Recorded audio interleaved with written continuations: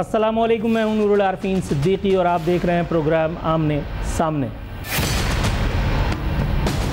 Iran Israel जंग आज कई रोज़ हो चुके इस मुआरके को बपा होते। कोई लम्हा जाता है कि सूरत हाल ईरान के हक़ में जाती दिखाई देती है और किसी एक लम्हे ऐसा लगता है कि जैसे इसराइल ने गलबा पा लिया। जंग ज़ाहिर है अनप्रेडिक्टेबिलिटी का नाम है, नाकाबिल एतबार चीज़ है, बेरहम चीज़ है। इसके खूनी पंजों में जब कभी जो फंसा फिर उसके लिए बच निकलना मुश्किल होता है। ईरान के रूहानी पेशवा की एलिमिनेशन का इंदिया जो डोनाल्ड ट्रंप की जानिब से दिया गया था, इसराइली फ़ौजी तर्जुमान ने अब अपने इस मकरूह ख्याल का बरमला इजहार करते हुए कहा है कि हम ऐसा करना ही चाहते हैं। वो के संदेशे के पेश नज़र ईरान के रूहानी पेशवा ज़ेर ज़मीन जा चुके, ताहम आज उनका एक इंतहाई सख्त किस्म का बयान मंजरेआम पर आया जिसमें उन्होंने किसी किस्म के रहम के ना करने का ऐलान फरमा दिया। उनका कहना था कि ईरान कभी भी सरेंडर नहीं करेगा। उन्होंने हमलों में तेज़ी का इशारा देते हुए बताया कि सेहूनियों पर ज़मीन तंग कर दी जाएगी। अब इसे एक सूरत हाल में डोनाल्ड ट्रंप जो G7 इजलास के मुसव्विद तक को अधूरा छोड़कर और अपने मुल्क चला आया था, जिसने कहा था कि हमें पता है ईरान के रूहानी पेशवा कहाँ हैं और जब एलिमिनेट करना होगा हम कर भी देंगे। तो क्या ये जंग अब इस नहज पे जा पहुंची है कि जहां ईरान को उसके रूहानी पेशवा से महरूम करके अमेरिका अपना कोई मकसद तो हासिल करना चाहता ही है। वो क्या मकसद है इसका फैसला वक्त करेगा। ऐसा हो सकेगा या नहीं ये भी वक्त ही बताएगा। हम कुछ और मौज़ूआत हैं जिनका आता आज के प्रोग्राम में करेंगे। दरअसल ईरान ने इसराइल पर और इसराइल ने जवाबन ईरान की फ़ज़ाई हुदूद पर कंट्रोल का ऐलान भी फरमाया है। हकीकत क्या है अल्लाह को पता है। डोनाल्ड ट्रंप फरमाते हैं कि ईरान को बता दिया बहुत देर हो चुकी, बातचीत का कोई फ़ायदा ही नहीं। दूसरी तरफ प्यूटन अज़ली दोस्त ईरान का, उसने अब जा कर के वो जो गूंगे का गुड़ खाया हुआ था उस एक गुमगू से वो बाहर आया है और उसने मिनमिनाते हुए ही सही लेकिन ची चा करने की नाकाम कोशिश की है। कल जैसा कि चीन के सदर का वो एक बयान आया था कि जिसने दुनिया को शशदर करके रख दिया था, जिसमें उन्होंने कहा था कि अमेरिका जान ले कि आपके बगैर भी दुनिया चल सकती है। बात तो ठीक है, लेकिन चाइना के सदर के मुंह से ये बात समझ में आती है। दुनिया में कोई ऐसी कौम, कोई ऐसा मुल्क मौजूद है कि जो ये बात कर सके या इस बारे में ख्वाब ही देख सके। If not America then who will be the king, then who will be the super power. और उस सुपर पावर का झुकाव किस इसराइल की तरफ होगा। ईरान इराक जंग की तरह कहीं ये जंग भी तवालत इख्तियार तो नहीं कर जाएगी। इतनी तवालत 8 या 11 साल जब वो जंग चलती रही, दोनों तरफ के अवाम इस आग की लपेट में एक दूसरे को झुलसता हुआ देखते रहे। दोनों मुल्कों की इकॉनमी बर्बाद हो गई। खुशाइंद बात अब वही बात है कि किसी की जान के ज़िया पर अफसोस का इजहार तो करना चाहिए, खुशी का इजहार करता बनता नहीं है। लेकिन जब मजलूम फ़लस्तीनियों का लहू बह रहा था तब ये इंटेलेक्चुअल्स कहा थे जो इसराइल की हिमायत में अब कमरबस्ता दिखाई देते हैं। इस जंग में आखिरी फतह किसकी होगी? अमेरिका इस जंग में कूदने का बाज़ाब्ता ऐलान कब करेगा? और वो दोस्त ममालिक जो कभी ईरान के दोस्त थे वो कब उसकी मदद को आएंगे? इन सारी बातों का फैसला वक्त पर छोड़ते हुए यहाँ वक्त हुआ एक मुख्तसर से कमर्शियल ब्रेक पे जाने का। ब्रेक से वापस आएंगे तो हमारे साथ मेहमान मौजूद होंगे। हमारे उन सब का तारुफ आपसे कराऊंगा और कुछ मौज़ूआत हैं जिनका अहाता करेंगे अपने मेहमानों के साथ।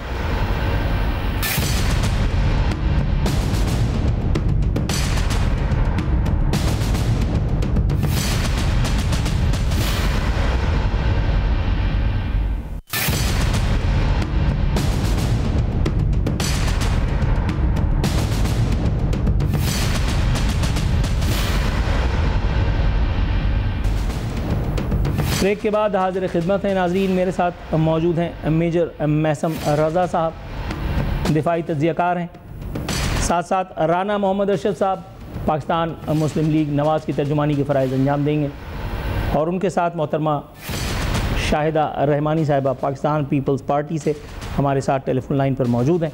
तीनों मोअज़्ज़िज़ मेहमानों को शो में शिरकत का रिस्क उठा लेने पर नज़राना अक़ीदत पेश करते हुए मेजर मैसम साहब के पास जाएंगे। सर, उम्मीद है आप ईमान और सेहत की बेहतरीन हालत में होंगे। बहुत शुक्रिया जी, अल्हम्दुलिल्लाह। सर, जैसा कि मैंने इंट्रो दिया, ईरान इसराइल जंग वक्त के साथ साथ मामला मज़ीद गंभीर होता चला जा रहा है।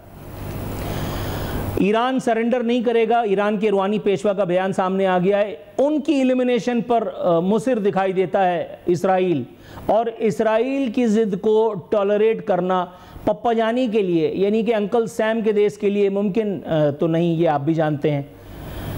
लेकिन इस गलती का खुमियाजा क्या हो सकता है, इफ़ एट ऑल वाली बात, एक हाइपोथेटिकल एनालिसिस अगर आपसे मांगा जाए तो आप क्या जवाब देंगे?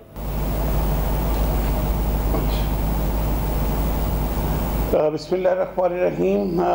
बहुत शुक्रिया, बड़े अहम मौजू पे और बड़े वैल्यूएबल पैनल के साथ आपने मुझे इस प्रोग्राम में मौका दिया है। मैं आपके और आपके सुनने वालों को आपके तवस्सुत से ये बात बताऊं कि दुनिया की हर जंग अज़ल से लेके आज तक जो शुरू हुई है वो हमेशा मिसकैलकुलेशन की बेस पे हुई है, और लेकिन जंग जब ख़त्म होती है तो वो हकीकत की बुनियाद पे होती है, रियलिटी की बुनियाद पे होती है।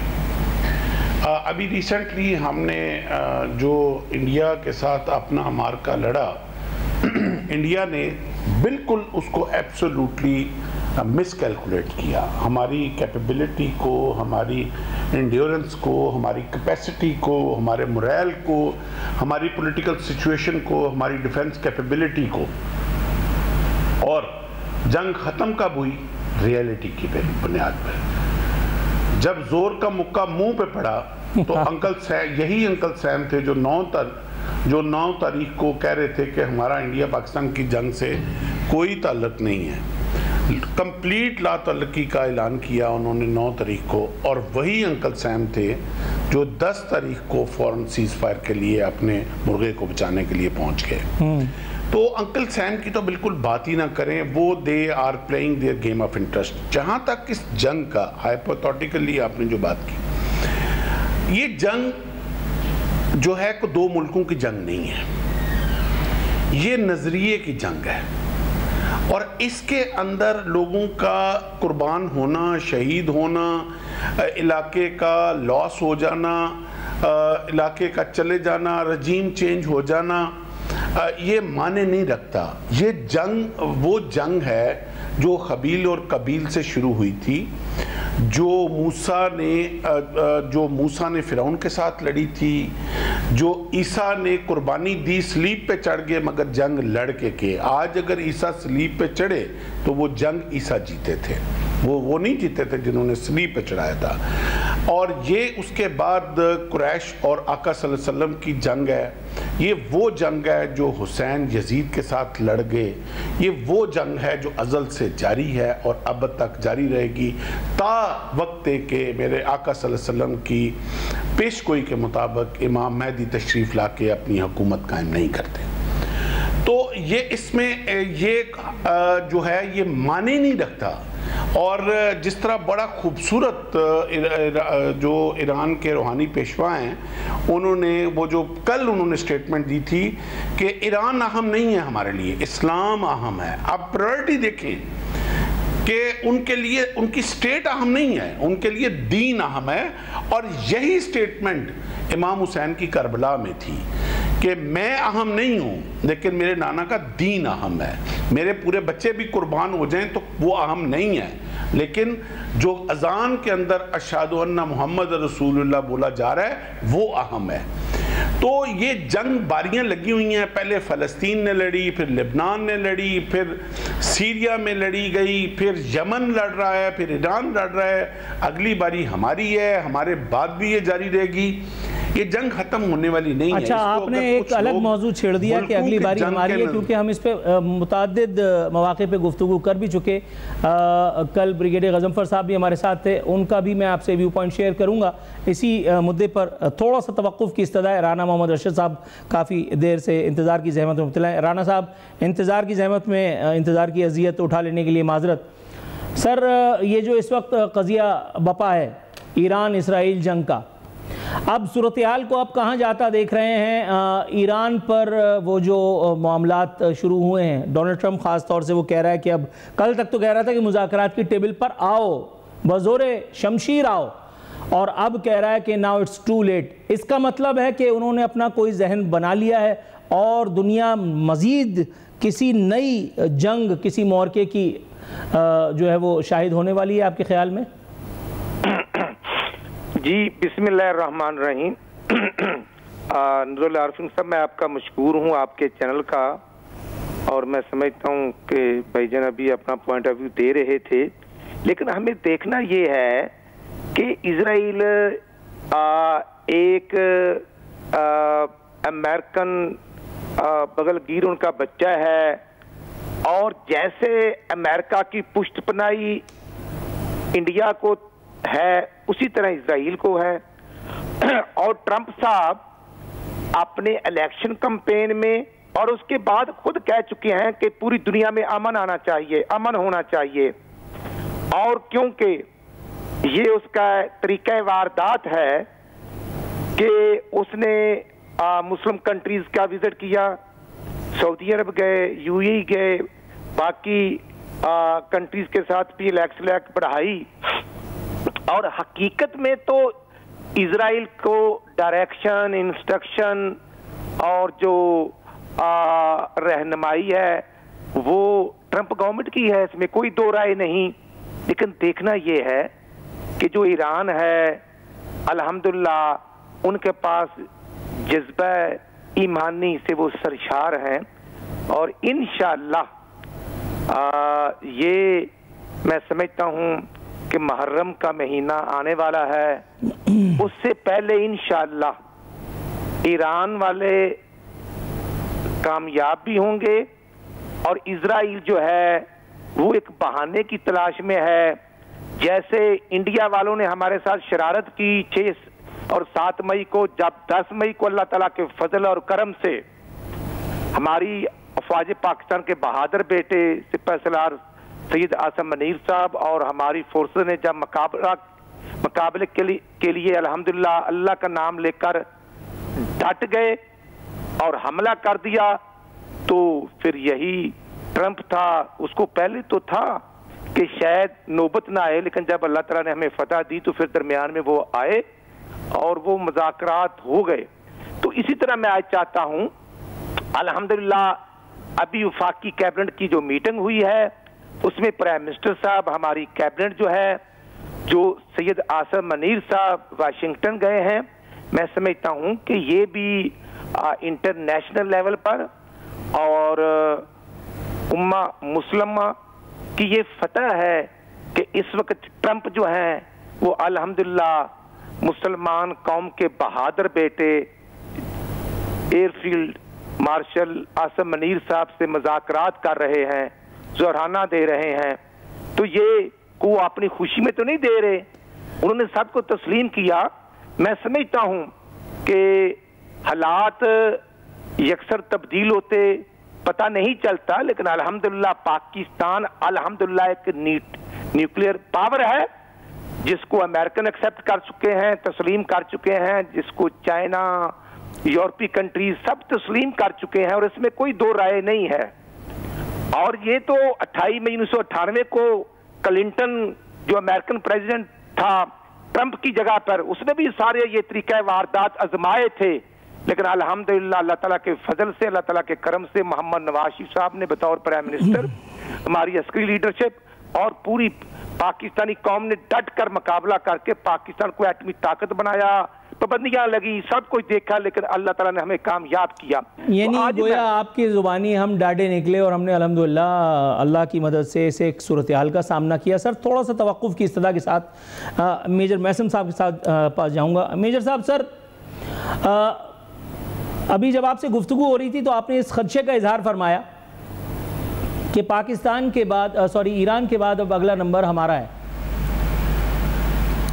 सर जो हश्र हमने भारत का किया, जो उसके एडवेंचर का कचूमर निकाला, भुरकस निकाला, अमेरिका ने भी देख लिया, भारत ने भी देख लिया, पूरी दुनिया ने भी देख लिया, उसके बावजूद भी आपको लगता है कि अगेन मिस कैलकुलेशन, जो आपने कहा कि दुनिया में जंगें मिस कैलकुलेशन की बुनियाद पर शुरू होती हैं लेकिन उनका इख्तिताम ग्राउंड रियलिटी के सबब होता है, आपको लगता है कि इसराइल जो है वो इतनी लंबी झक मार सकता है और अमेरिका जो है वो एक बिफरे हुए सांड की तरह पाकिस्तान पर उसको चढ़ाई की इजाज़त भी दे देगा और हम अपने मिसाइलों का मुंह जो है वो ज़मीन की तरफ करके और उससे खुदा न खास्ता मार खा करके और उनको थैंक यू भी बोलेंगे? सर ये मुझे कुछ समझ में नहीं आया, अगर आप रहनुमाई फरमाएं। कल ब्रिगेडियर गजनफर साहब जो फरमा रहे थे, मैं आपको वो बता देता हूँ। उन्होंने फरमाया कि यूँ तो किसी के पागलपन की कोई लिमिट नहीं है, लेकिन ज़मीनी हक़ाइक़ इस बात की बिल्कुल गमाज नहीं है कि कोई भी क़ुव्वत अब ऑपरेशन बुनियानुल मरसूस के बाद इस किस्म की किसी हिमाकत का इर्तिकाब करने का जो है वो भी इशारत भी करेगी। मैं कमोबेश उसका एसेंस बता रहा हूँ, हुर्फ बहुर्फ अल्फाज ये नहीं है।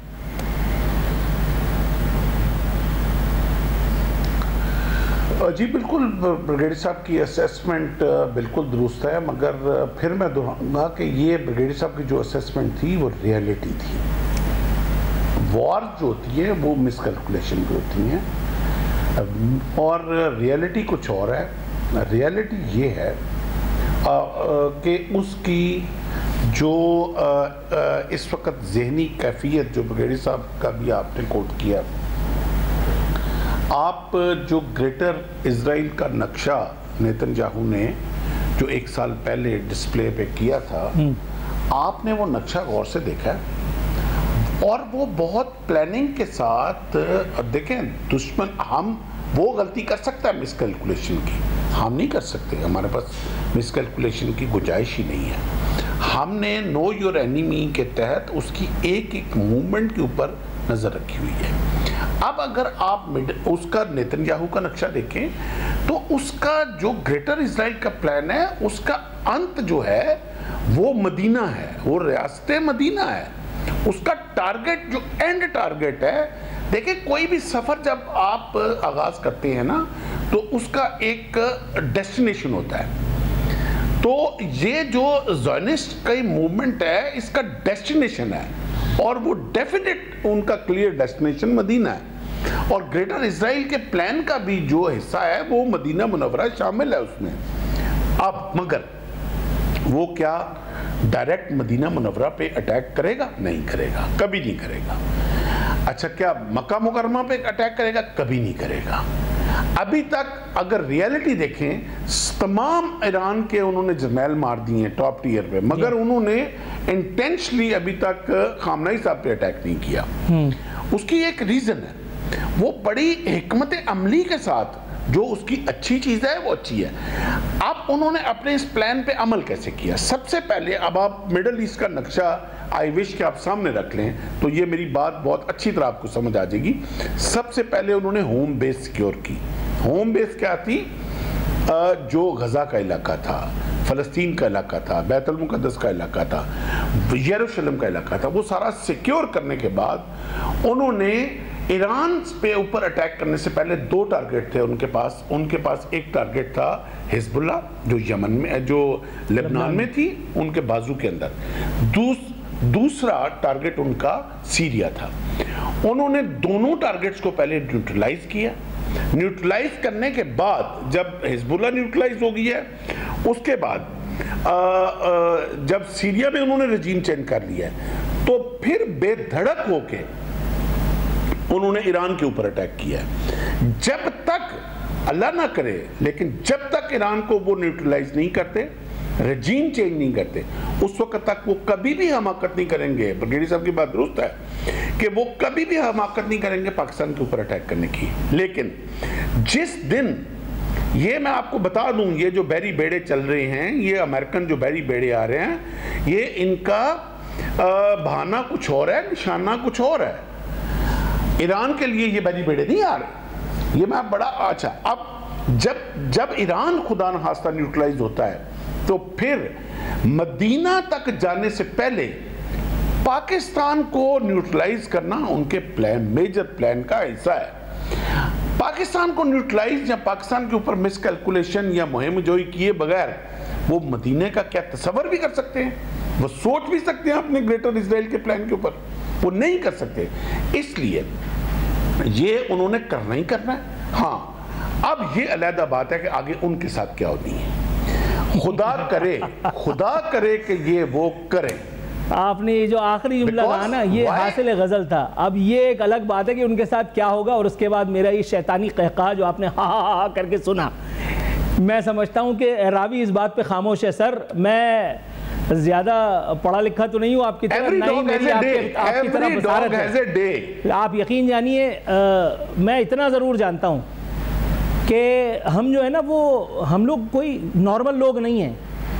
हम लोग कोई नॉर्मल लोग नहीं है। जिस मुल्क से, जिन लोगों से गटर की लाइन सीधी नहीं पड़ती, उन्होंने एटम बम बना लिया, ये हमारे पागलपन की अलामत है। दुनिया इसको अचीवमेंट समझती है, ठीक है, हमारी अचीवमेंट है। लेकिन सर, आप जो कह रहे हैं, आपका एक्सपीरियंस मैं सर आंखों पर रखता हूँ बॉस। लेकिन आपने जो आखिरी जुमला कहा ना, बस आई लव यू, मतलब आपने जो कहा ना, मतलब इसके बाद फिर रावी मर जाए, अल्लाह करे। मैं उसके लिए ये दुआ करता हूँ, क्योंकि हम लोग इतनी बड़ी जिसारत, अगर कोई इसका गुमान भी करे, इसका शायबा भी किसी जहन में हो, उसके बाद फिर कोई बैठ करके यहाँ टेलीविज़न तो नहीं देखेगा, कोई एंकर यहाँ बैठ करके फतवा तो नहीं देगा।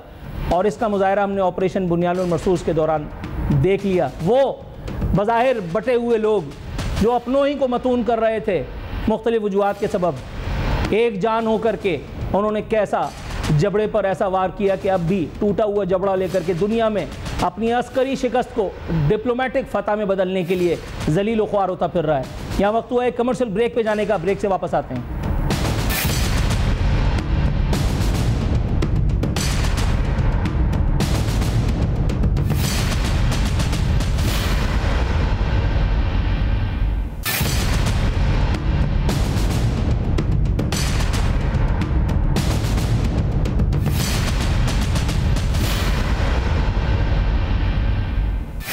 वेलकम बैक नाजरीन। बदस्तूर हमारे मेहमानों से गुफ्तगू का सिलसिला जारी है। राना मोहम्मद अरशद साहब, हुजूर आपकी खिदमत में एक बयान कम लतीफ़ा पेश किए देता हूँ। हज़रत डोनाल्ड ट्रंप फरमाते हैं, मैं पाकिस्तान को बहुत पसंद करता हूँ, वहाँ के लोग भी बहुत अच्छे हैं, और ये वो आदमी है जिसने अपना पूरा इलेक्शन मुस्लिम मुखालिफ जज्बात के तहत जो है वो लोगों को इग्नाइट करके लड़ा, और अब ये अचानक से पाकिस्तान के हुस्न किरदार से इतना लुभाया है कि ये पाकिस्तानियों को, आते जाते लोगों को पकड़ पकड़ के आई लव यू कह रहा है। और इसी जज्बे से मगलूब होकर के शायद उसने जो है वो पाकिस्तान के आर्मी चीफ की एजाज़ में एक दावत का, एक ज़ियाफ़त का एहतमाम भी फरमाया है। हुजूर इस बयान पर क्या फरमाएंगे? नूरुल आरिफीन साहब, अल्हम्दुलिल्लाह आप खुद बड़ी फहम फरासत रखते हैं। ये ट्रंप साहब जो हैं, ये वही शख्स है जिसने मकबूजा कश्मीर और इंडिया के दरमियान सालसी का रोल अदा करने का कहा था, और हमारे साबका प्राइम मिनिस्टर ने कहा था कि अब जनाब ट्रंप साहब आ गए हैं तो मसला हल हो जाएगा। तो ये एक बददियानत आदमी है, और इसने सब कुछ देखा है, क्योंकि अल्हम्दुलिल्लाह अल्लाह ताला की ज़ात के करम से, अल्लाह ताला के फजल से, अफवाज पाकिस्तान के बहादुर बेटे बिलखसूस चीफ ऑफ आर्मी स्टाफ हाफिज आसिम मनीर साहब, हमारा हर नौजवान बंदूक को सीने के साथ लगाकर सोता भी है और वार भी करता है।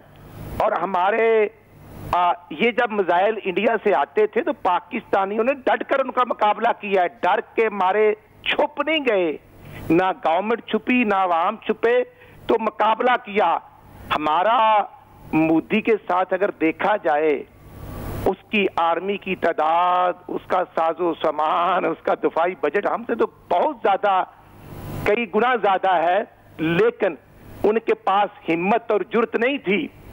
और मैं समझता हूं कि जिस तरह अल्लाह ताला के फजल से पाकिस्तान बना 27 रमजान मुबारक के दिन 14 अगस्त 1947 को, उसी तरह 28 मई 1998 को पाकिस्तान एटमी ताकत बना। और ये अमेरिका वालों को आपने, हम सब ने आजमाया हुआ, ये हमारे साथ है अफगानिस्तान, और जो अफगानिस्तान को फतह नहीं कर सके और वहां पर अपना पूरा असला, साजो सामान सब को छोड़ के अपने फौजी मरवा के वापस गए, शिकस्त खाकर गए।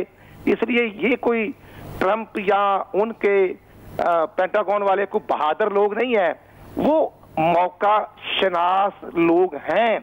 उन्होंने इस चीज का अल्हम्दुलिल्लाह कंपैरिजन भी किया है और देखा भी है, और कल की बात है कि अल्लाह ताला ने हमें फतह दी है।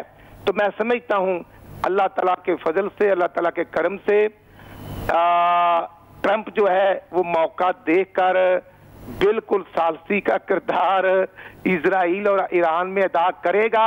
लेकिन वो उसका तरीका वारदात है कि ईरान वाले अगर डर जाएं, खौफजदा हो जाए और अपना न्यूक्लियर प्रोग्राम को वाइंड अप कर दें, तो वो समझेगा कि ये मेरी फतह है। उसका फोकस वहां का न्यूक्लियर प्रोग्राम है, और ये वही हरबे हैं जो उन्होंने पाकिस्तान के खिलाफ भी उस वक्त इस्तेमाल किए और जाहिर है ये पे ऑफ नहीं कर सके, इसमें भी कोई दो राय नहीं है। ग्राउंड रियलिटी तो यही है। सर थोड़ा सा तवक्कुफ की इस्तदा के साथ मैं मेजर मेसम साहब के साथ जाऊंगा। मेजर साहब, एक खबर मुझे बता रही है कि ईरान के मुख्तलिफ इलाकों से मुबैना इसराइली जासूस गिरफ्तार, अफगान शहरी भी शामिल। ये दावा खुद ईरानी खबर रसां एजेंसी ने किया है। उसने बताया कि इंटेलिजेंस ने 5 मुबैना जासूस जो है वो गिरफ्तार कर लिए। सर दोहरा ख़तरा मुझे महसूस हो रहा है। आपने पहले सेगमेंट में खुल करके कहा कि ईरान की जो टियर 1 अस्करी क़यादत थी उसकी एलिमिनेशन, सर ये मजाक तो नहीं था। फिर अपने कमांडोज़ ईरान में उतार करके और एक घुसपैठ का मुजाहरा करना, टेक्नोलॉजी और क्या नाम है इंस्ट्रूमेंट्स का जो है वो स्मगल करवाना, ज़ाहिर है इसमें ह्यूमन सपोर्ट कहीं ना कहीं से मौजूद थी।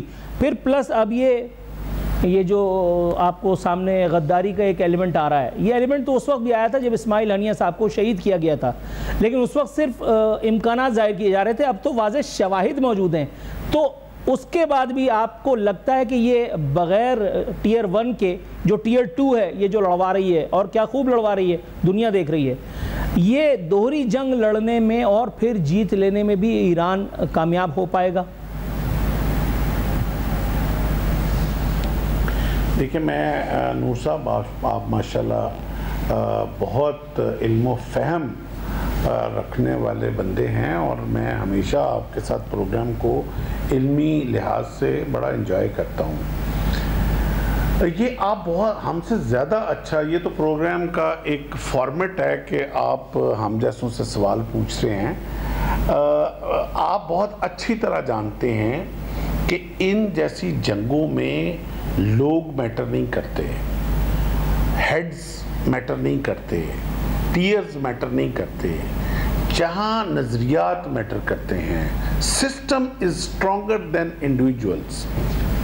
और आपने देखा कि जो उनका फर्स्ट ईयर जब शहीद कर दिया गया, उसमें इंडियन जासूस भी, रॉ का और मुसाद का एक वो जो आपस का रिश्ता, जो पहले शायद लोग उसको एक इमेजिनरी तखयलाती रिश्ता समझते थे, उसका एक प्रैक्टिकल जो संदूर वाला रिश्ता रॉक और मुसाद का नज़र आया, वो ईरान में नज़र आया।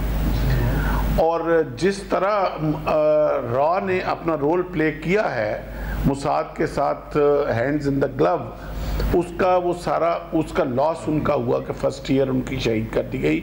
मगर उसके बाद आज भी 5 रोज़ गुजरने के बाद अभी जब हम ये प्रोग्राम कर रहे हैं, तो इस प्रोग्राम के दौरान अभी एक हाइपरसोनिक नया मिसाइल फायर किया है ईरान ने। जो पहले जो मिसाइल बैलिस्टिक जा रहे थे वो 400 सेकंड में जा रहे थे, अभी 210 सेकंड के अंदर उस मिसाइल ने जाके वस्त तलबी में हिट किया है। अल्हम्दुलिल्लाह। तो अब अगर 5 दिन गुजरने के बाद पूरी दुनिया की ताकत एक तरफ और एक मुफलिस मुल्क जिसके ऊपर 50 साल से इक्तिसादी पाबंदियों के साथ जिसको कंप्लीट मफलूज कर दिया गया हुआ था, वो आज अगर लड़ रहा है, जवाब दे रहा है, तो नूर साहब एक बात याद रखिएगा, जंग का नतीजा कुछ भी निकले, एक चीज ईरान एस्टेब्लिश कर गया कि Israel is not untouchable. Oh yes, oh yes. और same is the case with Pakistan के पाकिस्तान ने खित्ते में भारतीय चौधराहट का वो जो गुरूर चकनाचूर किया, पाश पाश किए वो बुत, अल्लाह ताला परवरदिगार आलम वही नुसरत ईरान को भी, हमारे भाइयों को भी अता फरमाए। नाज़रीन, ये थे हमारे मेहमान और ये थी आज की गुफ्तगू। इंशाअल्लाह ताला फिर किसी मौके पर मेजर साहब, राना अरशद साहब और अपने दीगर मेहमानों को जो शो में शरीक थे उनसे आपको मिलवाने का एहतमाम करेंगे। कल इंशाअल्लाह फिर हाजिर खिदमत होंगे। अपना ख्याल रखिएगा। फ़ी अमान अल्लाह।